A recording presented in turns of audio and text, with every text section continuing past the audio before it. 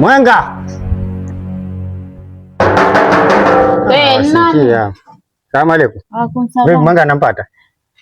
Yuko. Naishi naye huko pata katende mahali. Nitie kama data toka sasa ndio. Alikuwa naishi naye maana huyo. Sasa nitampitia baadaye basi. Sawa. 01 tena. Nitie tafadhali, naishi naye huyo. Subiri.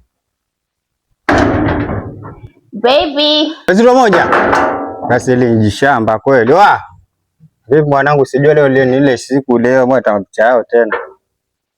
Sasa kwa sababu kwa baba leo mwanangu, leo ni siku ya sherehe. Sasa mbona wanalala mpaka saa hizi? Na tunaongea tangu jana tunaongea. Kwa mwanangu ile kodi. Kodi za nini sasa? 46 mwanangu. Sasa una shemeji. Huko Kongo acha shemeji sasa. Ndio tende zetu ni tangu jana mshamba kweli, mbona nakwambia mambo yako. Ambia mambo mpaka unataka mambo mengine haribiki.